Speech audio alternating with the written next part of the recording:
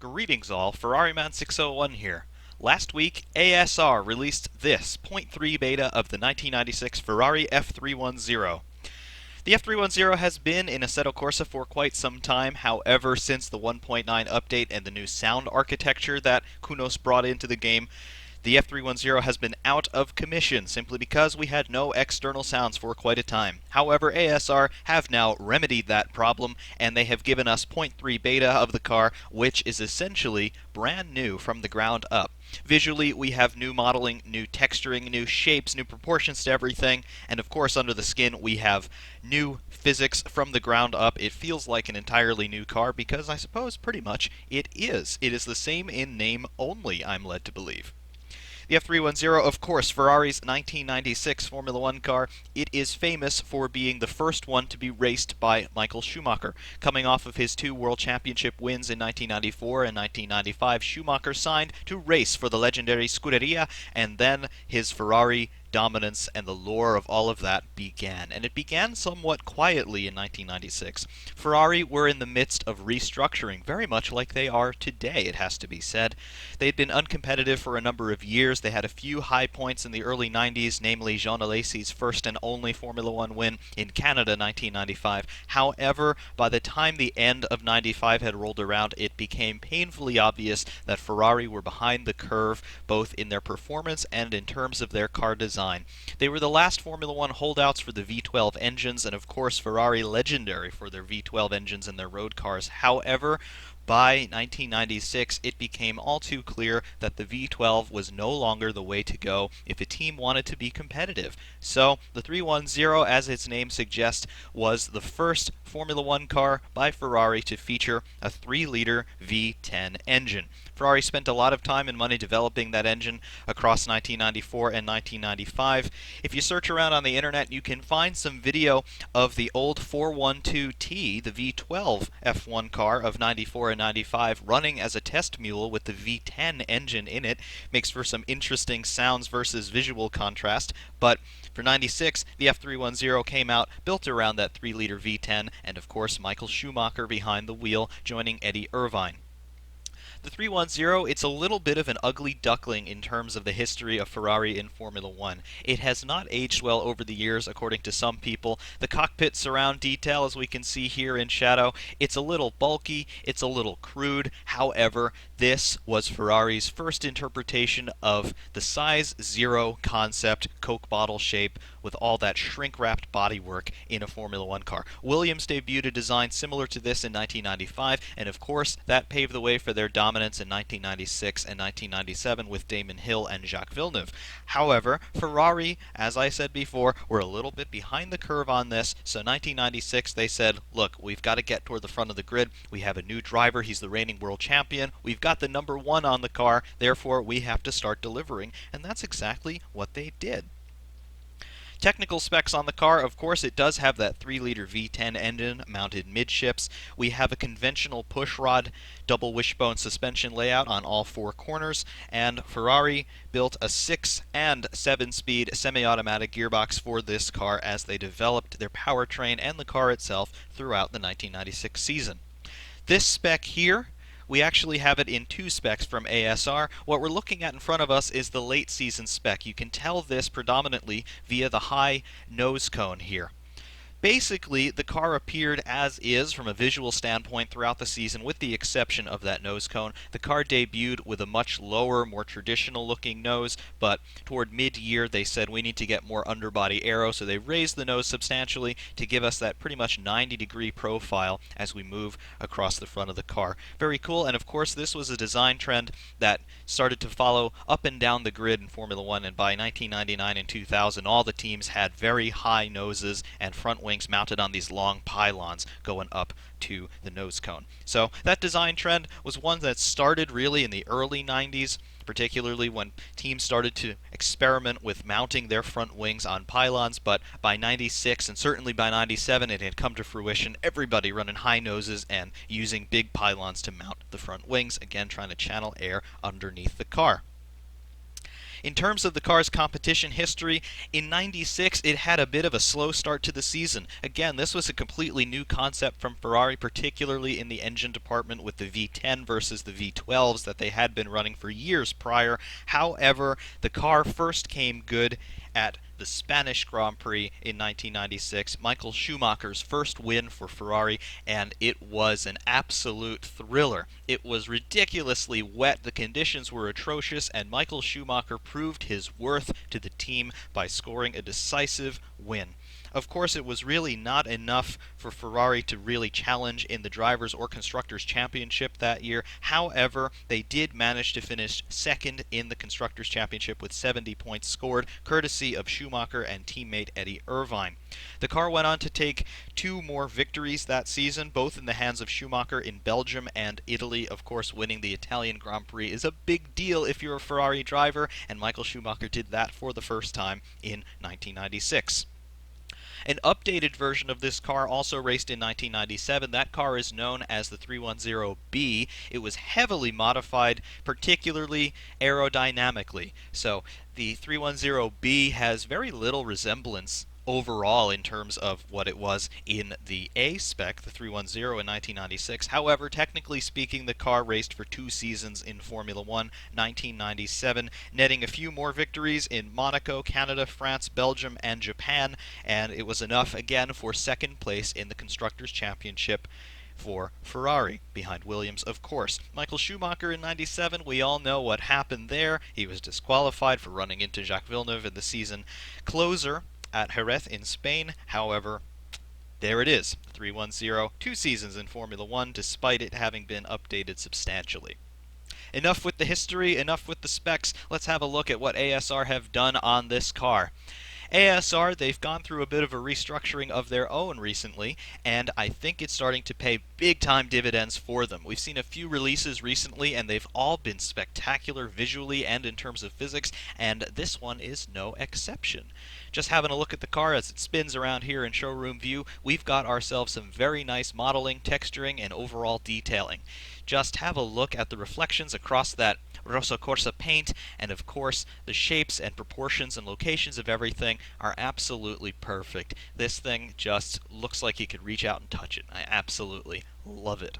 Having a look at the detail on the front wing there, I'm seeing 3 predominant wing elements there. Nothing too complicated. Remember, this is 1996, but I just love the attention to detail there. We can get in close and see the weave of the carbon on the wing flaps. All the sponsorship graphics, they all look very crisp and appropriately positioned. Absolutely great. You can see the bolt holes there on the wing pylons. Just loving the attention to detail. The suspension pickup points here, the stays for the forward barge boards, loving it. The 2 elements on those forward barge boards there, we have an upper and lower element, and you can see, of course, the bolt holes there, and you can see where the suspension passes through the barge board, the lower wishbone. Absolutely great job, once again, by ASR. Moving around toward the midsection of the car, you can see the main barge boards here, rather small, especially in comparison to what we're seeing nowadays in 2017, but they're barge boards for sure, and they've been very nicely modeled. Around the cockpit, I mentioned that cockpit surround.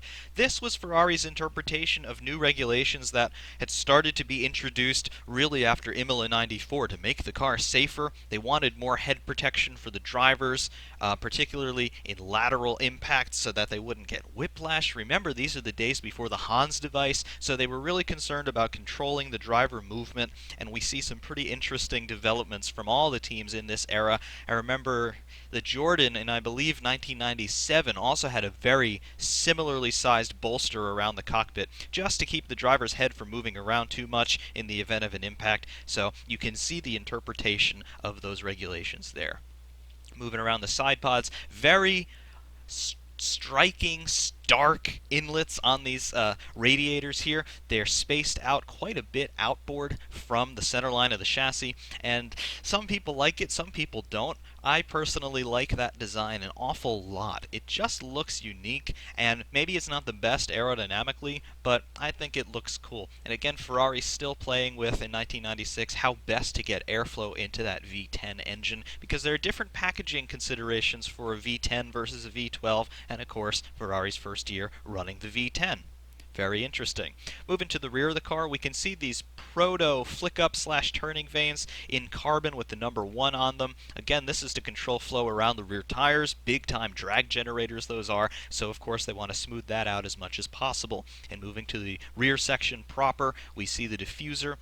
Unlike some earlier cars, particularly the V12 cars, we do not have a blown diffuser per se. You can see the 2 exhaust outlets here just going out to the sides of the center element of the diffuser, not attempting to interact with the flow actually going through the diffuser. So interesting. I don't exactly know what engineering constraints dictated that, whether there were cooling requirements for the engine, things like that, but just interesting to see the exhaust routing in that profile there. And of course we have a big open section on the rear here in that center section through the bodywork, and we can see the engine just starting to peek out through there. We can see the engine has actually been modeled very nicely by ASR. I definitely like that an awful lot.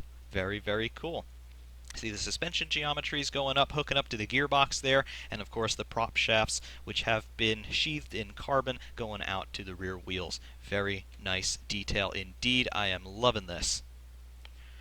Around the section of the car in shadow, get a better chance to look at those reflections. Loving that. And the big fuel filler valve you can see there.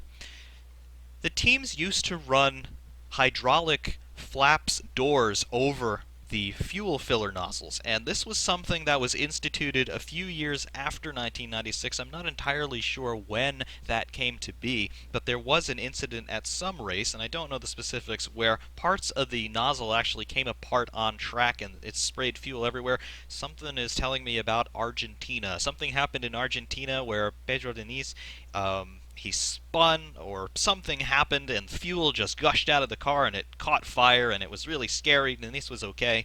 But I think it was that incident that prompted the FIA to say you need some sort of a door over your fuel filler valves. So you'll notice one is not fitted here, but later on, of course, we would have those hydraulic flaps that would pop open when the cars entered the pit lane and the driver punched up the limiter. And sometimes they would fail and we'd have them open and flapping in the breeze and things like that, but those days are gone, of course. No more refueling in modern Formula One.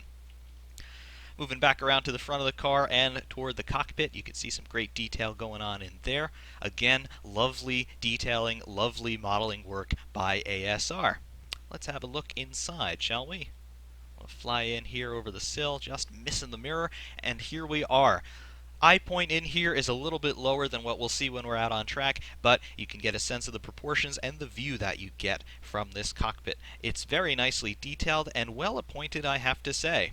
Again, we are in 1996. We're in the transitional zone between analog and digital. Of course, in the real world, the internet was reasonably well established by this point. Personal computers were in almost everybody's house by this point, but in motorsports we still had some analog holdouts. You'll notice the steering wheel here. Okay, we've got some buttons, we've got some rotary switches, and of course we have a paddle change gearbox. However, if you look behind the steering wheel on the dashboard, you can see that there is still an analog readout for RPM, and then later on when we have the car fired up, you'll see a gear display, speed, temperatures, pressures, and things like that. So interesting to see that some displays were still on the dashboard and some ancillary information, quick reference stuff if you like, was on the steering wheel. Like we'll have speed and we'll have fuel level on the steering wheel once we get the car fired up and out on track. But really cool to see that transition in technology embodied in this car. Looking around the rest of the cockpit, you'll see the fire extinguisher there on the floor underneath where the driver's legs will be, and of course we have the Ferrari chassis plate on the left side of the bulkhead. Very cool. Other details that we can see, we look off to the right and to the left as well. You see these pull tabs. This is for removing the padding around the cockpit and the cockpit surround, to make it a little bit easier for the driver to get in and out. Of course, the FIA says that you have to be able to get in or out of the car without removing that surround, and of course that was possible as well. But as we look around here to the right and then to the rear, you can see just how substantial this cockpit surround is. So definitely a good feature to have it removable. Over on the top side of the car, you can see the camera mount big camera mounts in this era. It's essentially the same ones that they were running in the early 90s that were mounted either on the side of the snorkel or on one of the rear wing end plates, but they've just repositioned it on top of the roll bar and they have made it vertical, and that's a camera mount there, and you can see the detail for that. Very cool. Of course, all of that would continue to become miniaturized as time wore on and camera and transmitter technology evolved. Very cool. Looking around the backside here of the seat, great detail here. You can see the weave of the fabric in the seat belts, and of course you can see the weave of the carbon in the cockpit structure. Very nice indeed. I love it. See these mirrors here? They're very little, and you actually don't see too much of them while you're out on track. However, if you're running at the front, you don't need the mirrors, so drive accordingly. But very nice detail indeed in this cockpit, and it's just a very nice place to drive the car from, to be honest. You've got great sight lines. You can use these front wheels to sight the car nicely around the corners, and these cars a bit wider in this era than they were after 1997 when they introduced the groove tires. They also made the track of the car a little bit more narrow just to control cornering grip, because the engineers, of course, were starting to claw it back even after the big aero changes in 1995, introducing that step plane in the floor, no more flat bottoms, which cut downforce a lot, but the engineers were starting to claw it back, and of course the FIA, as they always do, say, not so fast, no pun intended. We leave the cockpit here, and we just take one last look at the car. I love those fly-in and fly-out effects. Really gives you a nice sense of how the car looks and to get a sense of the proportions of everything. Just very nice modeling, great texturing, gives you a very nice sense of what this car really looks like. You can almost smell it with the amount of detail here. Just especially, like, look at the tires here. You have all the lettering, of course, but you have this great texturing on the sidewall behind the Goodyear branding there. You can see those stripes that are embossed into the sidewall. Absolutely loving that detail. And of course you got great detail of the wheel itself and the brake disc and caliper behind. Very cool indeed. So the only thing that remains now is to drive this car. As I mentioned before, in its competition history, it took its first win at a very soggy Spanish Grand Prix. We can't have rain in Assetto Corsa yet, however, we can go to Catalunya and drive the car around, which is exactly what we are going to do next. Welcome to Catalunya. Before we get out on track, of course, we're going to have a look at the setup screens and see what they show us in terms of our default values. Here on the gear display, you can see first through sixth gear, again the 6-speed box in this car, not the 7-speed unit that Ferrari would later run in 1996. However, you can make all of your adjustments to each gear plus the final drive ratio. Tires, 2 compounds to choose from. You have soft and hard. Pretty much the only compounds that were available in that year. Qualifiers were gone, no funny business like that, so 2 compounds to choose from. Your tire pressures, they default at 19 psi. You can adjust them anywhere between 10 and 30, as you can see. Fuel, reasonably large fuel tank in this car. Again, there was refueling in this era. Capacity is 120 liters, as we can see, but we'll put it back to 0 so we can keep it quiet in the pit lane. Electronics, this is interesting because there was no traction control, at least officially, legally, in 1996. However, ASR have included traction control here. There's not much of an effect, truth be told, but I'm not entirely sure why they have done that. We'll be running with the traction control off. Aero, front and rear wings, they default to 8 degrees on the front and 9 degrees on the rear. You can change them any way you like, however, the flap angles do not adjust visually. Alignment, camber and toe on all 4 corners. Again, default values shown. Dampers, bound and rebound, fast and slow, all 4 corners, as you can see. Drivetrain, here are your differential adjustments in power, coast, and preload. Generic, brake bias, it defaults to 55% on the front. Suspension, anti-roll bars front and rear, and then your wheel rates and ride heights on all 4 corners. And your advanced suspension settings, your travel ranges, and bump stop stiffnesses on all 4 corners. That's about it for the setup screen. I'm going to load my setup that I have deduced here. I've added a lot more rake to the car, as you can see here. Watch the front end dip down. There's that rake that I've put in. I like the car to be pointy, and I find it helps front downforce as well, so I just dial in a little bit more rake, and you can see the car status indicator there with all of my values. I've added a little bit more negative rear camber as well. We'll put a little bit more gas on board for a little bit of an extended run. Let's say 52 liters should be sufficient for our purposes. And then, of course, in the cockpit where all the magic happens. You'll see the display is now all alive. The main display on the dashboard proper. You can see the lap time ticking away, gear indicator in the center in neutral, and then it goes all the way up to 6th, and then all the way back down to neutral and the reverse. You don't really look at that while you're out on track, but there it is. You have an analog tachometer built into there as well, as you can see, in addition to shift lights that'll come across the top of the wheel in that red section once the revs build sufficiently. On the steering wheel itself, you have our speed in miles per hour in the upper left window, and then in the upper right you have our fuel level, 52 liters there. Pedals in the lower left, and of course clutch in, first gear, and off we go at Catalunya.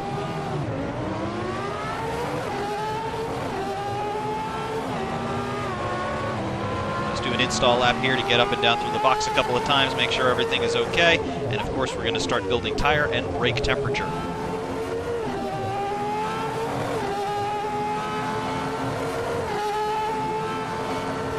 Let's work the front end a little bit through turn 3, get some heat into those front tires. You can see a lot of understeer, doing that intentionally just to scrub the tires across the track surface, get a little bit more heat in them.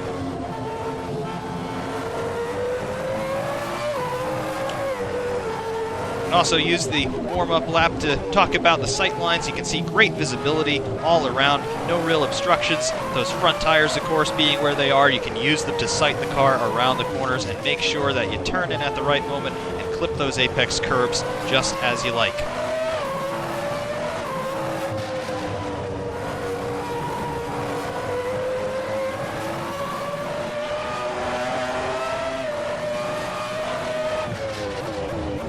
Also hear the engine doing some scales, warming up for its aria. Nice sounds here, definitely liking that. Sounds, of course, new in this build.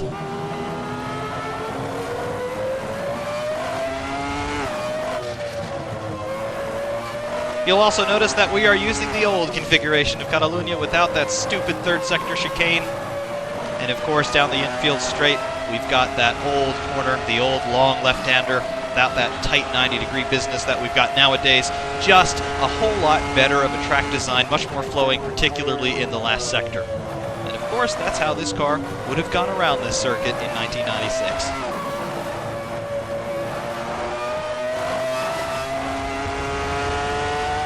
There's full revs on the engine. About 17,500 RPM to the tune of 750 to 780 horsepower.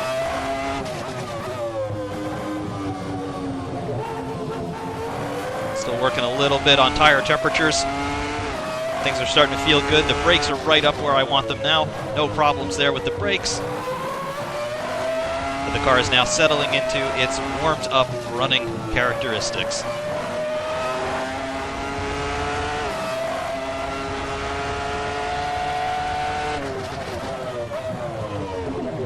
Overshot my braking point there. Just touch a little bit of grass there. As we run very, very wide, have to be more careful of that on the next lap when we start to get down to business.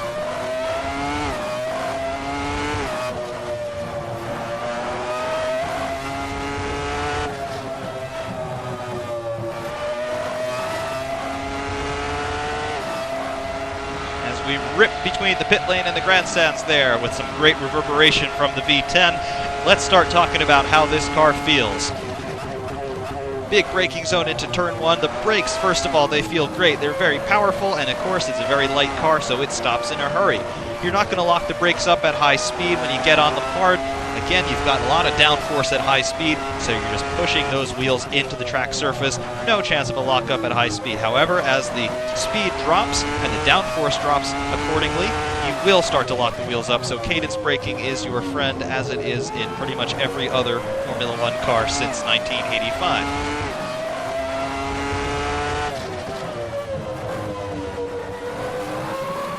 That engine we mentioned, about 750, 780 horsepower out of the 3-liter V10, Ferrari's first V10 for Formula One use.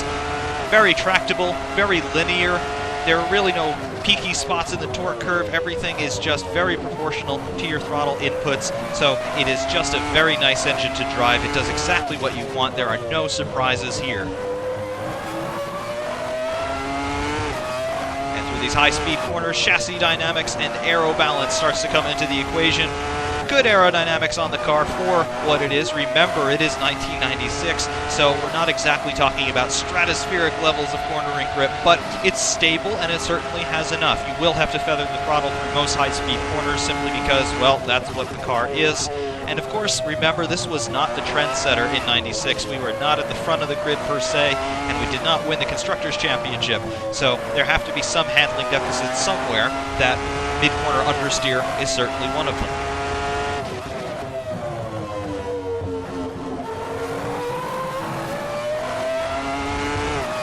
Traction out of medium and low-speed corners is very good. You do have to be a little bit careful on the throttle simply because the engine does have a lot of power, but Schumacher had a very smooth driving style. He was very linear with all of his inputs, particularly on the throttle, even though he was early back on the throttle. So if you're just measured with your inputs at a low-speed corners, you will not have any problems at all with wheel spin or inducing some power oversteer.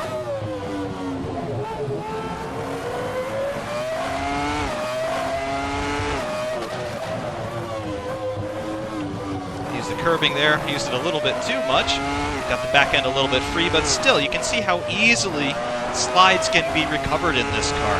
It's rather suave and supple in its overall characteristics. It doesn't bite too hard. It does let you know when you've exceeded the limit, but you have some leeway with it. It just eggs you on to be smooth and fast, and that's exactly how Schumacher drove.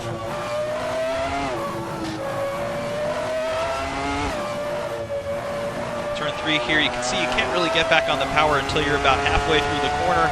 That's to be expected again of this era. 2017, different story. However, in 1996, patience was the name of the game when it came to turn 3 at Catalunya.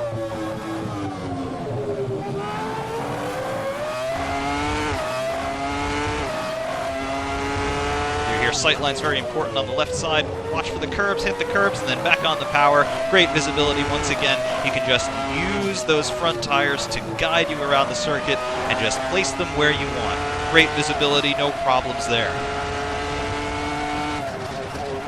In terms of the gearbox, we're running the 6-speed unit in this spec. Everything is completely automated. Up on the right, down on the left. You get a great gear shift algorithm courtesy of ASR. The upshifts, you can't call them seamless because there is a considerable gap in drive. However, that is in keeping with what the car was really like.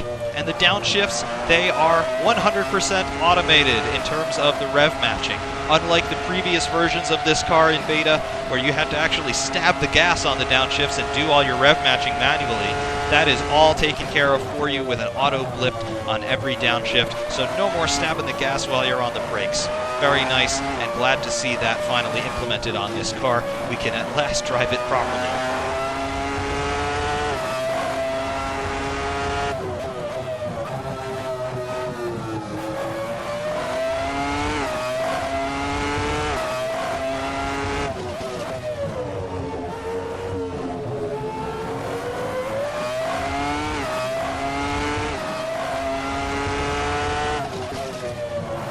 Coming through turn 7, overall, how do you have to handle this thing? Generally, you have to try and emulate Schumacher when you drive this car. I mentioned the car is very supple and very suave, and those are two interesting words to use when talking about the handling dynamics of a race car, but it's very true in this thing. It's not jumpy, it's not jerky, it doesn't try to kill you at every corner, it's just very placid overall. And Schumacher, with his very smooth inputs, particularly on the pedals, even though he was able to get on the power very early, you just have to work in that sort of dynamic with it. You'll notice that a lot of my throttle blipping and stabbing on the gas that I do through a lot of medium speed corners and a lot of other cars, that is quieted down a lot in this thing, simply because the car doesn't really tend to like it. It just prefers you to be very progressive with your inputs and just try to be as smooth as possible. You want to make sure that the car maintains a relatively straight and level attitude through all the corners as much as possible, because that's how the aero is going to work best, and of course that is what translates to lower lap times. So smooth is the way to be fast in this car.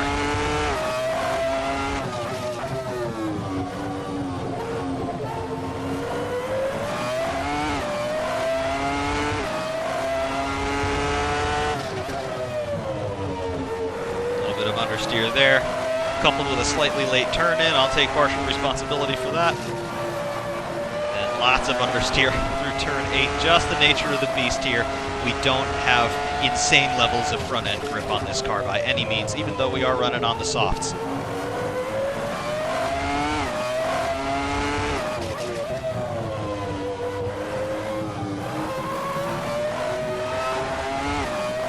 Can use a lot of curbing though. It's not going to unsettle the car too much. You do want to watch out for apex curbing though, because that will spoil your day if you're not careful. As we're running out too wide over this exit curbing in the final corner, you will be doing a pirouette in a heartbeat if you're not careful.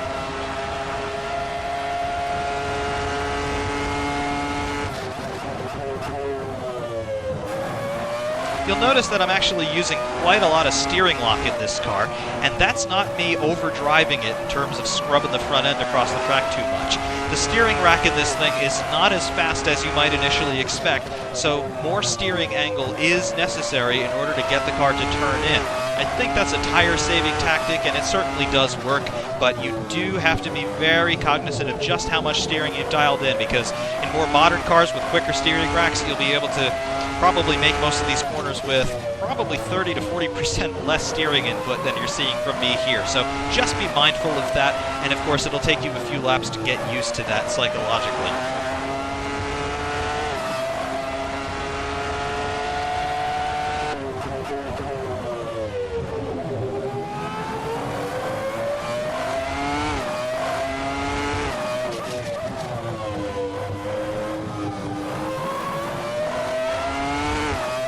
Medium speed corners where the speed just starts to ramp up mid-corner, just balancing the steering and the throttle, and basically using the throttle more so than the steering and your variance of steering angle to control the car's direction. Again, Schumacher did that a lot.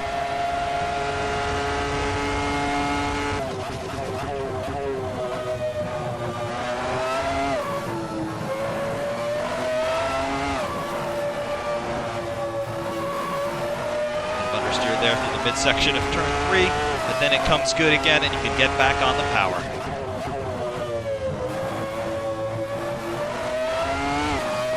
Power a little bit early there. Back end started to go into a little bit of a neutral slide. No real need for a correction. The downforce takes care of it by itself. Here you got to be very precise with your turn-in point. Make sure that you are at the correct speed, not to overwhelm the front end. And then for turn 8, quite simply hold on and get on the power at your discretion.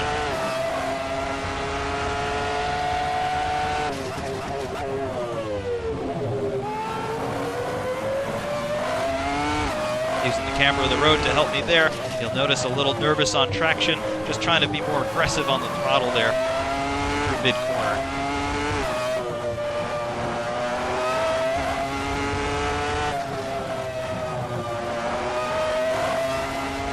Up the exit quite nicely. I like that. 1:23.003. I don't know if we want to turn this into a hot lap contest, but 1:22 is definitely possible in this car.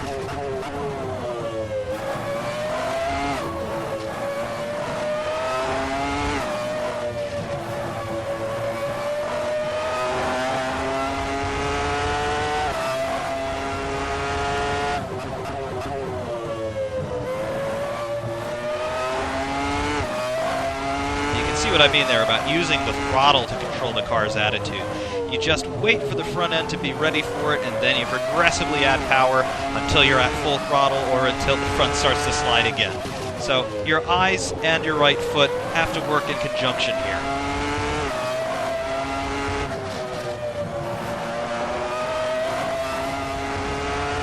Very, very wide there on the exit of 8. Got away with it.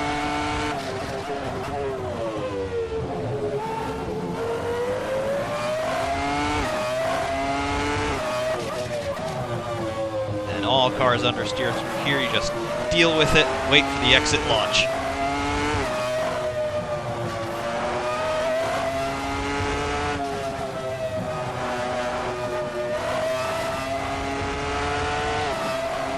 .122.735. So, yep, 122s are possible here.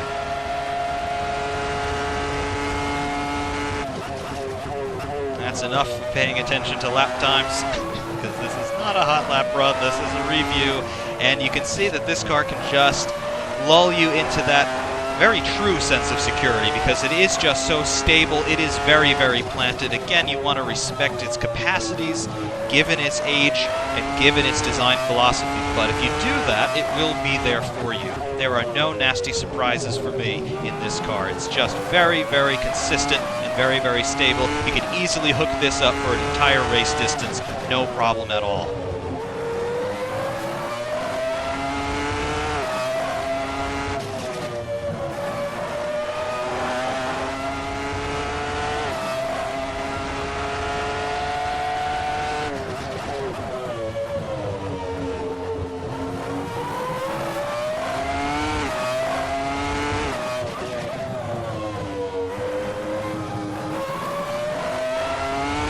Tire's starting to wear a little bit. There's a little bit more free rotation going on with the back end, but still very, very neutral for the most part. Just watch your throttle.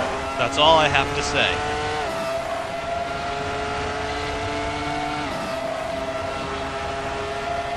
Fuel loads burned down. Again, the balance is very neutral, pretty much unchanged from where we started. The tires wear out at a similar rate to your fuel burns down, so everything is still a one-to-one correspondence in terms of the mass of the car versus the ultimate level of grip that it has. So very nice, progressive balance as you go through a longer run. No surprises whatsoever. If it feels good when you're leaving the pits, it's going to feel good when you're coming back into the pits. All in all, a very consistent, smooth, Suave-like Schumacher car.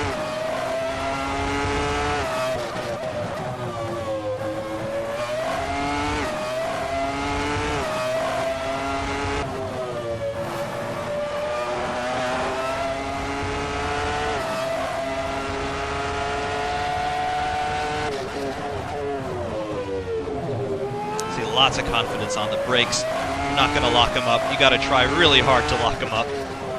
No issues there.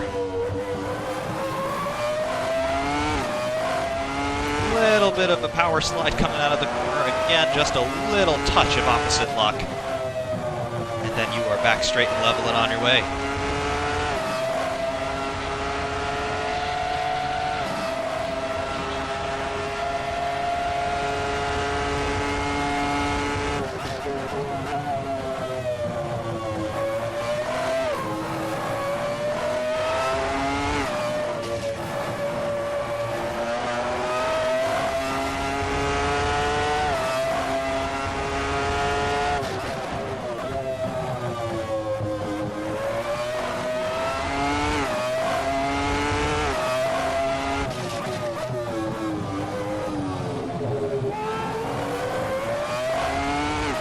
Couple moments there in the first sector catching me out slightly, but again, you can see when a slide starts to establish itself, it's so easy to correct the car. It does not want to ruin your day by any means. Again, you could hook this up for a race distance, probably 2, no problems. You're not going to fatigue too much. You're not going to lose your concentration. The car wants to work with you and work for you rather than you trying to wrestle this thing around the track.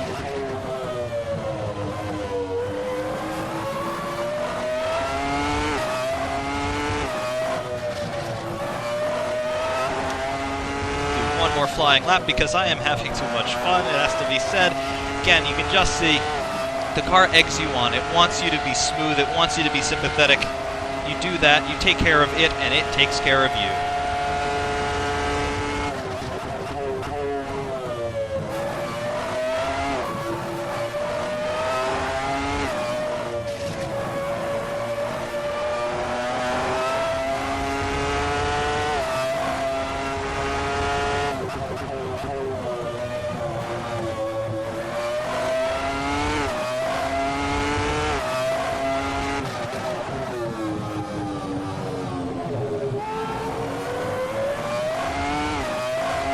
Exit curbs there. They will pull you in if you're not a little bit too careful, so just watch out. But otherwise, use your instincts that you've developed over the years, and then you will find that the car is an absolute joy.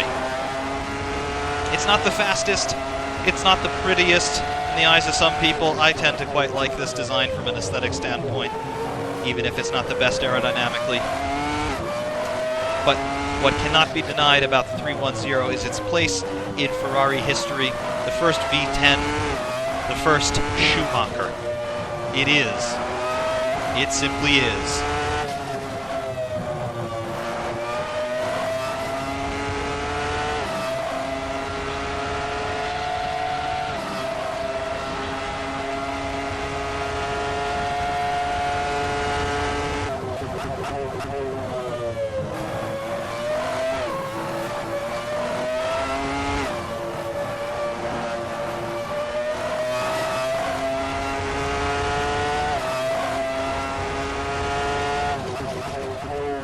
Our fuel light came on some time ago within 10 liters and tells you you're running out of gas. That is okay, because we are going in the pits this lap.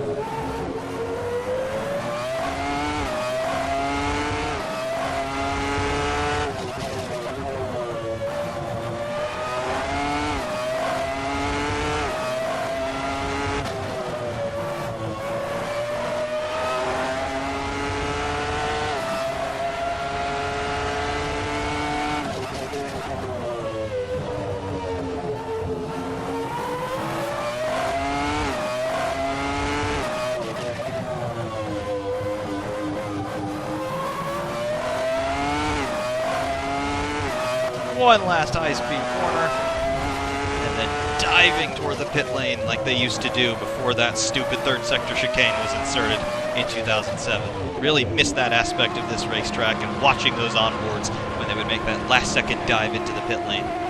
But onward and upward, as they say.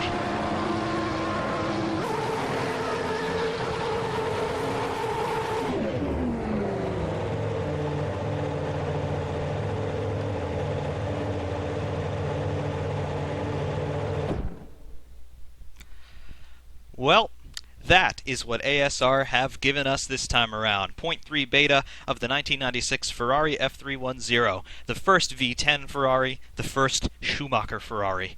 That V10 Schumacher, Ross Brawn, Rory Byrne era, you just cannot get over how remarkable it was, not only for Ferrari, but for Formula One history in general, because Schumacher, of course, the most successful driver of all time in terms of World Championship wins, 7 in all. This is the car that started that remarkable historical period, 1996 to 2006, Schumacher and Ferrari.